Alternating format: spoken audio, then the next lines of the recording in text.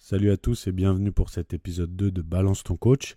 Le premier épisode était consacré au harcèlement sexuel. On a quand même attaqué un peu fort. J'ai eu beaucoup de retours positifs et beaucoup de témoignages. Alors je mentirais de dire à ma grande surprise parce que j'étais déjà au courant puisque j'en ai fait un sujet que ce genre de pratiques étaient courantes dans notre milieu. Mais j'ai été surpris d'apprendre que certains coachs plutôt réputés étaient adeptes de ça. Mais bon, bref, passons le sujet. Je vous ai laissé voter pour le sujet de ce deuxième épisode et vous avez choisi le sujet « Ton coach est-il un apprenti sorcier ?» Il est sûr que pour certains, la réponse est oui. Certains se croient clairement à Poudlard. Malheureusement, on est dans le réel, on n'est pas dans le virtuel, parce que oui, Harry Potter est une fiction. Et pour d'autres, c'est un peu plus tendancieux, un peu plus compliqué, et ça dépend de quel côté on se place. Parce qu'en réalité, qu'est-ce qui va décider de si votre coach joue à l'apprenti sorcier ou non? Eh bien, il y a tout un tas de choses. Déjà, juridiquement, c'est pas la même chose que dans les faits pour nous sur le terrain, c'est-à-dire pour vous le client. C'est-à-dire que le coach joue à l'apprenti sorcier et c'est dangereux lorsqu'il met en danger votre santé, mais juridiquement, c'est pas juste lorsqu'il met en danger votre santé, c'est lorsqu'il outrepasse ses fonctions et lorsqu'il fait ce dont il n'a pas le droit, tout simplement, par rapport à la loi et au cadre qui est fixé, puisque tout ça est très réglementé. Alors, il est vrai qu'avec l'émergence du coaching en ligne, et quand les coachs voient maintenant tout le business et tout l'argent qu'il peut y avoir à faire du coaching en ligne, alors ça ne veut pas dire que tout le monde devient millionnaire, mais on peut effectivement en vivre, on peut très bien en vivre, on peut monter des sociétés, on peut embaucher des gens, et on peut faire sa vie en faisant uniquement ça, puisque c'est mon cas depuis plus de 12 ans par exemple.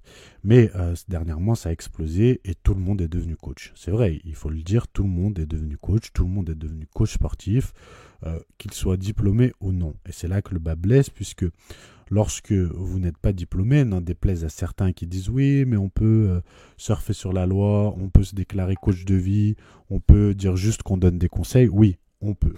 Mais si un jour il y a un problème, vous avez un contrôle, un réel contrôle du ministère Jeunesse et Sport. Et puis, il y a une enquête, il y a une plainte qui est portée parce que vous avez mis en danger la santé de quelqu'un. Ça peut très vite arriver, d'une manière psychologique ou physique. Voilà, la personne porte plainte. Eh bien, il y aura enquête et tout sera décortiqué. Vos échanges de messages, vos échanges de mails et votre business en détail. Et alors, on vous demandera de mettre en face de vos actes le cadre légal, c'est-à-dire est-ce que vous avez les diplômes, est-ce que vous avez les assurances, parce que dans ces cas-là, vous avez plutôt intérêt à avoir une assurance professionnelle. C'est comme sur un chantier, vous êtes un artisan, il y a un accident sur un chantier, si vous n'avez pas d'assurance, vous allez payer de votre poche et puis vous allez peut-être être condamné, vous n'aurez pas l'argent pour faire tout ce qu'il faut, etc. Bref, sachez bien que lorsque vous êtes coach sportif, vous n'êtes pas à l'abri que quelqu'un porte plainte pour tout un tas de raisons. Alors, on a parlé du harcèlement sexuel, on peut parler de la pratique illégale de la médecine, on va en parler dans ce podcast. On peut parler de tout un tas de choses, en fait. Vous pouvez prescrire une diète et puis le client a des soucis ensuite, tombe malade, il a des carences ou il est allergique à quelque chose et il porte plainte contre vous. Alors, ça ne veut pas dire que vous serez condamné et coupable, mais ça veut dire qu'on viendra chercher chez vous, chercher dans votre travail, etc. Et c'est là où vous devez toujours penser, est-ce que mon business, lorsque j'en vis, lorsque c'est important pour moi, est propre et est protégé en cas de problème, de personnes malveillantes. Et aussi, disons-le, dans 95% des cas en France, les contrôles sont dus à une dénonciation. Voilà, moi j'en ai déjà eu quand j'ai commencé, j'en ai déjà eu il y a 2 ans, je l'ai dit en story.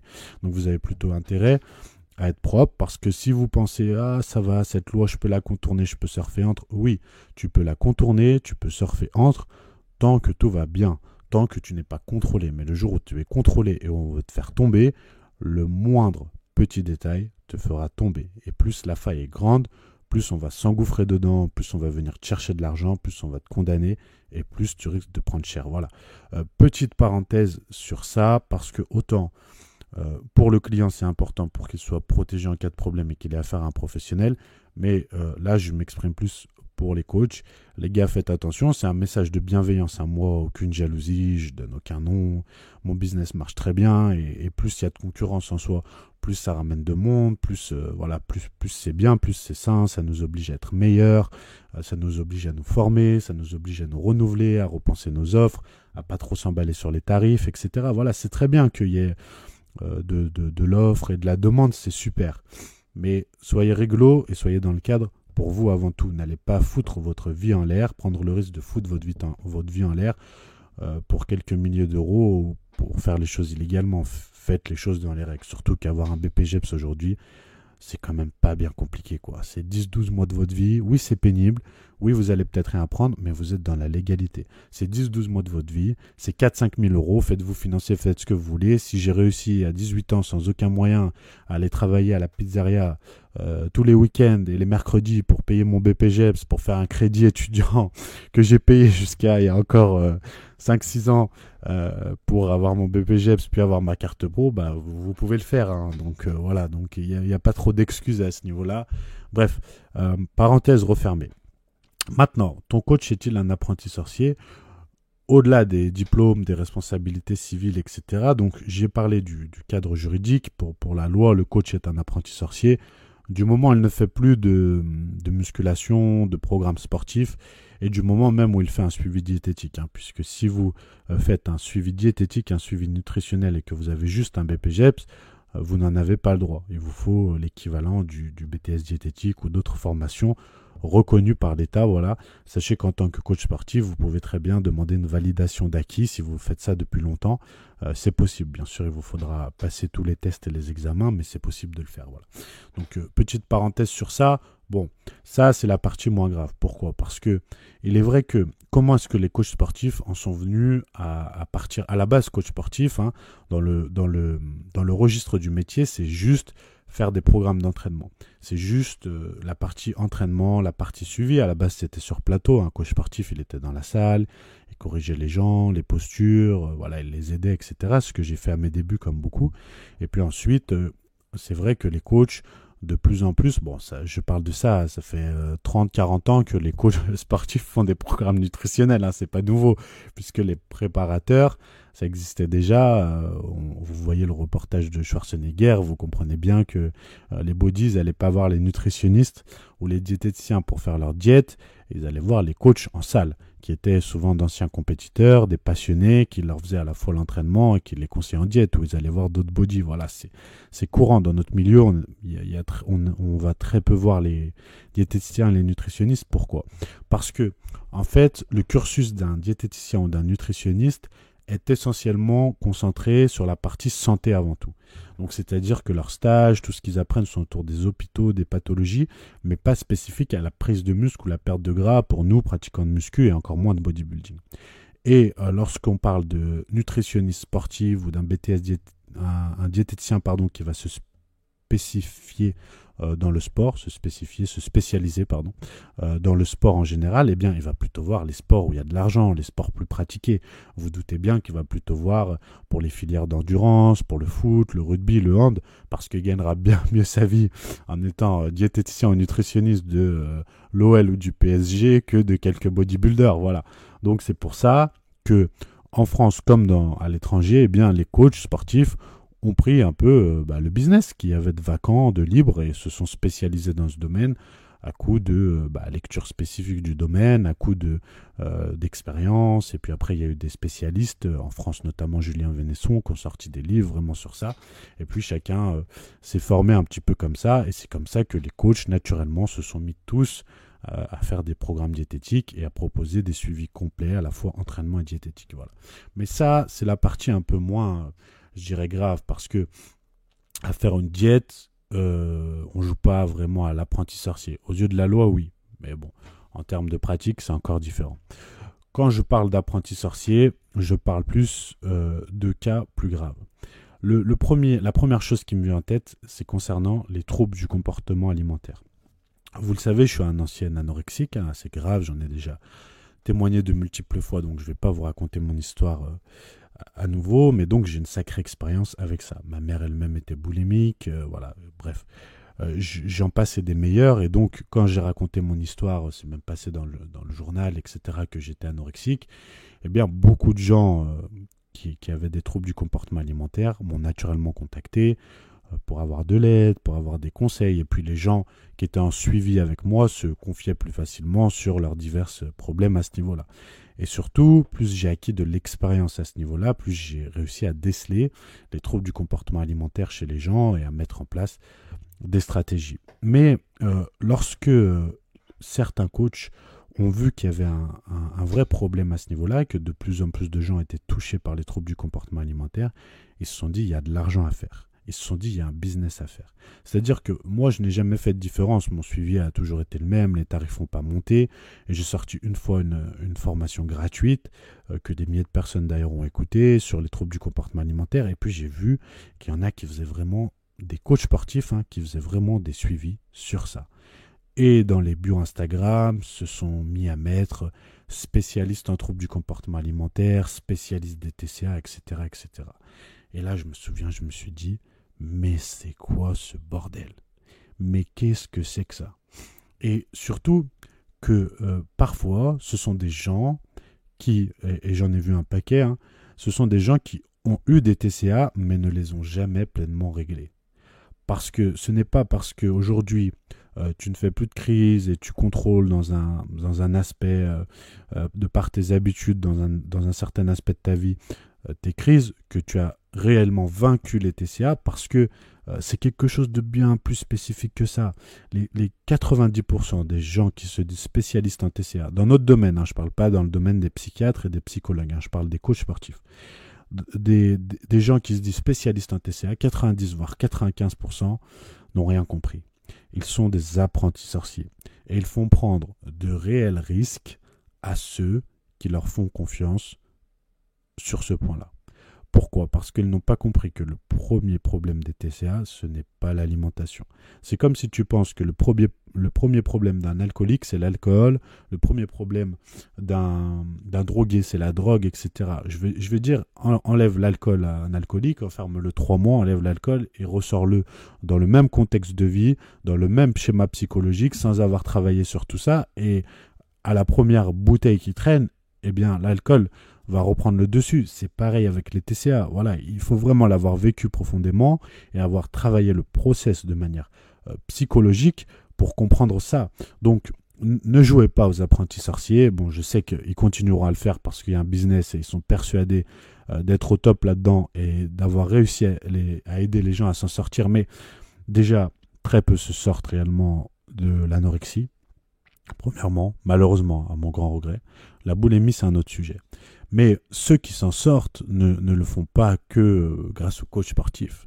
Et ça prend des années. C'est pas en 3 mois ou 6 mois que tu combats, que tu viens à bout, de 10, 15, 20 ans d'anorexie, par exemple. Ça prend des années, ce sont dans un premier temps, bien sûr, des habitudes à mettre en place, et là, le coach, s'il est bon, peut aider. Mais ensuite, c'est un vrai travail psychologique, c'est un vrai travail de confiance en soi, c'est un vrai travail de revoir totalement sa façon de voir la vie, etc. Bref, c'est tellement vaste. C'est tellement vaste et tellement compliqué que je regrette que 95% de ceux qui le font jouent aux apprentis sorciers. Et lorsque je regarde leurs comptes, lorsque j'observe leurs habitudes, lorsque j'observe leur façon de parler, j'arrive à voir qu'ils eux-mêmes sont encore atteints de TCA. Eux-mêmes n'ont pas encore compris et n'ont pas encore vaincu ça. Donc, premier point, pour tous ceux qui m'écoutent et qui sont atteints de près ou de loin par des TCA, faites très attention. Faites très attention. Si vous allez voir un coach sportif qui a dans sa bio inscrit expert, spécialiste en troubles du comportement alimentaire, pour moi, ça ne sent pas bon.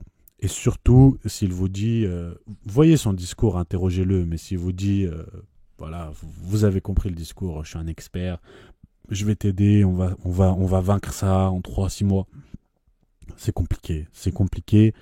Et un coach sportif n'est pas un psychologue. Un coach sportif n'est pas un psychiatre.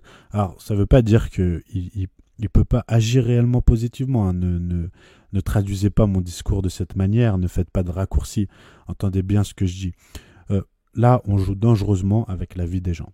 Lorsque l'on joue dangereusement avec la vie des gens, on joue à l'apprenti sorcier. Donc, premier point, ton coach est-il un apprenti sorcier? S'il joue à l'expert des troubles du comportement alimentaire, il est un apprenti sorcier. Surtout que je tiens à le dire, aucune assurance professionnelle, aucun tribunal, la loi ne laissera jamais passer ça si un jour il y a un problème. Je veux dire, si un de vos clients décède, et malheureusement des anorexiques décèdent tous les ans, un de vos clients décède, la famille est bouleversée. Elle cherche un coupable parce que dans ces cas-là, on ne sait pas comment les gens réagissent. Il remonte les messages, il y a une enquête. C'est un suicide, ok, mais il y a une enquête parce que la famille est persuadée que quelqu'un a une responsabilité. Les enquêteurs trouvent vos messages. Et vous jouez à l'apprenti psychologue. Oui, pour eux, vous jouez à l'apprenti psychologue. Vous n'avez pas de diplôme.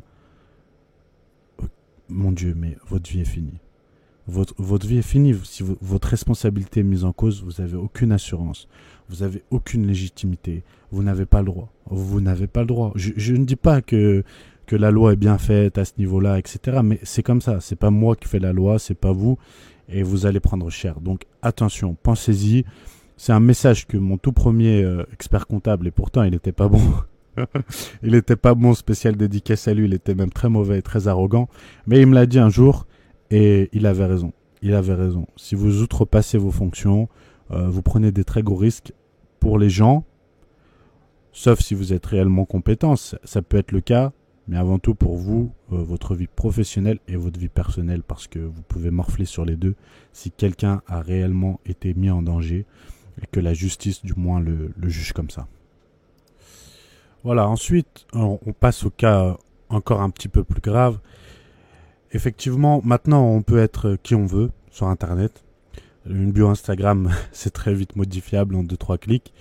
Et les gens consomment tellement vite l'information et ont tendance à tellement vite faire confiance à un physique, une apparence, une façon de parler, être tellement manipulable. Peut-être parce qu'ils font trop facilement confiance ou je ne sais pas, ça peut être vraiment multifactoriel. Bref, faites attention. Parce qu'on peut être qui on veut, on peut prétendre avoir les compétences que l'on veut, l'expérience que l'on veut. Et si vous ne vérifiez pas, vous pouvez tomber dans de dangereux pièges. Donc on voit tout un tas de coachs maintenant se prétendre experts en endocrinologie, en physiologie, en pathologies diverses, que ce soit les diverses maladies chroniques ou d'autres maladies, où en fait il va y avoir du business à faire. Et où on va réellement pouvoir sortir du lot. Parce que c'est très difficile. En fait, le problème de ça, c'est qu'avant, personne ne jouait vraiment à ça parce qu'il y avait beaucoup moins de coachs sportifs, encore plus en ligne. Au début, quand on a commencé, on n'était que quelques-uns. Et en fait, on avait juste besoin de montrer nos résultats. Donc, le simple fait de montrer des avant-après, de faire des témoignages, etc., attirait du monde et permettait de faire du business, tout simplement, disons-le. Maintenant, il y a tellement d'avant-après, il y a aussi un vrai business de faux avant-après. Vous pouvez en acheter sur Internet et en trouver, comme vous pouvez acheter de faux abonnés, de faux commentaires. Et oui, forcément, partout où il y a de l'argent à se faire, il y a des gens qui créent des business. Vous voyez en plus avec les intelligences artificielles, etc., tout ce qu'on peut faire maintenant. Donc là aussi, attention. Mais bref, donc forcément, il faut sortir du lot quand on est coach. Et en se hissant au-dessus des autres, en montrant qu'on a plus de compétences, plus de savoir, et en faisant toujours l'escalade à plus, eh bien on peut plus facilement sortir du lot, plus facilement avoir la confiance des gens. On le voit notamment sur les réseaux sociaux avec les médecins. Il suffit qu'ils enfilent une blouse pour qu'ils puissent parler de n'importe quel sujet. On le voit avec Jimmy Mohamed qui s'est improvisé expert en nutrition et qui dit pourtant tout un tas de choses, alors aberrantes, c'est peut-être un grand mot, mais on va dire doucement rigolotes et doucement ridicules parfois sur la perte de poids et ce qu'il en est. Et pourtant, lorsque vous allez critiquer une de ses vidéos de manière constructive, hein, pas lui le personnage, mais vraiment ce qu'il dit, eh bien les gens tout de suite vont dire mais attends, il est médecin, mais regarde, il a un doctorat, et toi qu'est-ce que tu as fait, et toi ci et toi ça. Voilà, on voit cette espèce de complexe de supériorité du médecin, du professionnel en blouse, voilà, comme il y a toujours eu Ce genre de professionnel, c'est beaucoup, écoute, moi je suis médecin, donc tais-toi. Ils ont moins besoin d'argumenter que les autres, il faut le dire, lorsqu'il y a un débat à mener avec un autre professionnel qu'un médecin. Quand ils sont entre eux, c'est un peu plus délicat forcément, mais sinon c'est compliqué. Voilà, va dire à ton médecin qu'il a tort, tu verras ce qu'il en est. Donc les coachs sportifs, ils sont un petit peu partis sur ce terrain-là, ils ont vu que bon, ce statut-là donne du pouvoir et donne de la crédibilité auprès des gens, donc il y a de l'argent à se faire, donc eh bien ils cherchent à un petit peu rivaliser avec ça. Donc c'est pour ça qu'on voit l'émergence de tout un tas d'experts en diverses pathologies, en physiologie, en endocrinologie. Il y a des cas où c'est plus ou moins rigolo et pas forcément dangereux. Quand je dis rigolo, c'est de l'ordre du ridicule et que les gens vont pas être mis en danger. Mais il y a des cas où c'est beaucoup plus grave. Parce que lorsque l'on s'improvise expert en endocrinologie, donc c'est-à-dire lorsque l'on s'improvise endocrinologue c'est un médecin spécialisé, donc c'est-à-dire qu'il est non seulement médecin, mais il est en plus spécialiste des hormones, donc c'est un autre stade que le diététicien par exemple. Là, on est vraiment sur un autre stade. Lorsque l'on s'improvise aussi analyste en biochimie, en biomédical, puisqu'on analyse les prises de sang, eh bien c'est pareil. C'est-à-dire que faire payer les gens en tant que coach pour analyser leurs prises de sang, eh bien on prend un risque. Alors, c'est très compliqué ce que je dis et c'est très contextuel parce que j'en connais qui vont être très bons et parfois même meilleurs que certains médecins ou certains analystes et qui vont vous donner d'excellents résultats. Mais aux yeux de la loi, c'est clairement Poudlard. C'est clairement de l'apprenti sorcier. Et si juridiquement quelqu'un se retourne contre cette personne, ça peut faire très très mal. Et les premiers qui attaqueront, eh bien sûr, c'est l'ordre des médecins, l'ordre des pharmaciens, parce que vous venez voler leur business. Croyez-moi qu'ils vont taper fort. Et on voit ça avec l'ordre des pharmaciens. À chaque fois qu'un coach ou un bodybuilder est condamné pour trafic de stéroïdes, eh bien, l'ordre des pharmaciens sont les premiers à venir réclamer une grosse amende et une publication dans les journaux parce que vous venez voler leur business. Les stéroïdes, les produits de ce genre, c'est le business des laboratoires pharmaceutiques. C'est le business des pharmacies, pas de manière illégale. Avec ordonnance, ils en prescrivent aux patients, voilà, et ils encaissent l'argent, le labo encaisse l'argent, la pharmacologie encaisse l'argent. Et là, vous venez au marché noir voler leur business. Bah oui, les gars, ils vont pas être contents, c'est logique. Voilà, donc on n'est pas là, encore une fois, c'est pas moi qui fais les lois et c'est pas à vous de dire ce qui est bien ou non. À ce niveau-là, c'est la justice. Donc ça, il faut quand même le prendre en compte, voilà. Donc, attention à ça sur l'ordre juridique. Maintenant, sur l'ordre, est-ce que c'est bien ou non, est-ce que c'est moral ou non? C'est très compliqué, c'est très contextuel parce que, comme je l'ai dit, il y a des très bons et il y a des très mauvais. Et là, pour vous, pour faire la différence et pour savoir ce qu'il en est réellement, eh bien, c'est très compliqué. Mais vous prenez un risque lorsque vous vous adressez à un coach sportif plutôt qu'à un véritable spécialiste lorsqu'il s'agit de choses spécifiques comme celle-ci. Donc, je le répète, les analyses médicales analysées par un coach, vous prenez un risque. Les diverses pathologies réglées par un coach, vous prenez un risque. Voilà, quelle que soit la pathologie et quelle que soit la maladie, et plus la maladie et la pathologie sont graves et impliquent des choses graves dans votre vie, des contraintes et des risques sur votre santé, etc., pire c'est.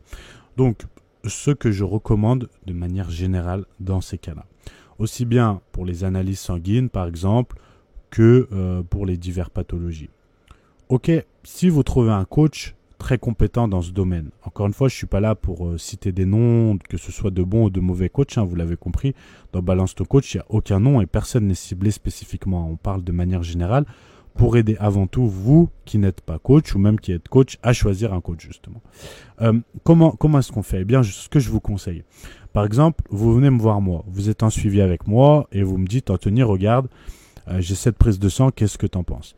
Eh bien, la première chose que devrait faire le coach et que vous devriez faire, c'est que consultez votre coach, ok, s'il vous dit qu'il est compétent, mais consultez le médecin. Il faut un médecin à côté. Il faut un spécialiste à côté. Vous avez une pathologie, vous avez une maladie de Crohn, consultez un spécialiste et consultez un coach. Voilà, ayez les deux. Ayez un avis médical d'un véritable professionnel qui est dans le cadre légal et prenez l'avis de votre coach et voyez si les deux concordent Est-ce que les deux peuvent travailler ensemble, communiquer, demander l'avis à votre coach, etc. C'est exactement, en fait, il y a plein de cas comme ça. Et quand je me suis lancé dans ce sujet, je me suis dit, ok, je fais que 20 minutes. Regardez, j'en suis à 25 minutes et en fait, je pourrais faire 1 heure. Parce que chaque fois que je commence à parler comme ça, j'ai parlé de l'endocrinologie. Je vais parler des stéroïdes après parce que c'est le cas le plus grave des apprentis sorciers. Mais on peut parler pour les femmes enceintes, les coachs qui vont coacher une femme enceinte, qui vont lui dire, ok, non, t'inquiète, tu peux t'entraîner, non, tu peux prendre ça, tu peux faire ci, à tel stade de la grossesse, sans consulter le gynécologue, c'est de l'apprenti sorcier, c'est du risque. Quand bien même vous vous croyez extrêmement spécialiste, c'est pas vous qui allez mettre, excusez-moi, j'allais dire la main dans le vagin. Vous avez compris ce que je veux dire, voilà. Donc, vous prenez un risque. Il faut faire très attention avec tout ça, bien sûr. Il faut faire très attention dès qu'il s'agit de la santé et dès qu'il s'agit d'outrepasser vos fonctions. À côté, il faut qu'il y ait un professionnel. Avec les TCA notamment, par exemple, on reprend le cas d'avant, il faudrait qu'à côté, il y ait un psychologue, il y ait un psychiatre, surtout dans les cas graves d'anorexie, par exemple, qu'il y ait les deux qui travaillent de concert, ou au moins que vous soyez sûr que la personne à côté soit encadrée pour vous, votre aspect éthique et professionnel, et aussi bien pour vous couvrir et ne pas trop outrepasser votre fonction au cas où un jour il y a un problème qui n'est pas de votre fait, certes, mais juridiquement, vous pourriez être condamné. Voilà, écoutez, on est déjà à 25 minutes. J'ai parlé des apprentis sorciers, j'ai placé le cadre juridique, on a parlé des troubles du comportement alimentaire, on a parlé des apprentis médecins, entre guillemets, on a parlé des analyses sanguines et tout un tas de choses. Le plus gros sujet dans notre milieu, ce sont les stéroïdes. Ce sont les produits dopants et les produits illégaux conseillés par les coachs, prescrits par les coachs et parfois vendus par les coachs. Mais c'est un tel sujet que je tiens à faire un podcast spécifiquement sur ça. Donc, petit spoiler, l'épisode 3 sera consacré directement à ça. Et le titre sera « Ton coach le dealer de stéroïdes ». Oui, ce sera ça. Voilà, aujourd'hui c'est « Ton coach l'apprenti sorcier », ce sera « Ton coach le dealer de stéroïdes ». Et donc je parlerai des apprentis sorciers en endocrinologie et en produits dopants dans le prochain épisode. Parce que je veux pas que ça soit des podcasts trop longs et pénibles. J'espère déjà que celui-ci sera pas trop pénible, trop long à écouter et que ça vous plaira. Voilà, j'espère avoir fait le tour du sujet. Si vous voulez que j'en aborde d'autres, n'hésitez pas à m'envoyer un message privé sur Instagram. Voilà, n'hésitez surtout pas, je suis joignable et je réponds à tout le monde. N'hésitez pas, s'il vous plaît, à partager ce podcast, à partager le lien dans vos stories. Voilà, pour le soutien, ça fait toujours plaisir et j'espère surtout qu'un maximum de monde pourra écouter ce message afin de ne plus tomber dans les pièges des arnaqueurs et de ceux qui sont mal intentionnés, parce que c'est le principal but des épisodes de Balance ton coach. Merci à tous et à très bientôt pour un nouvel épisode.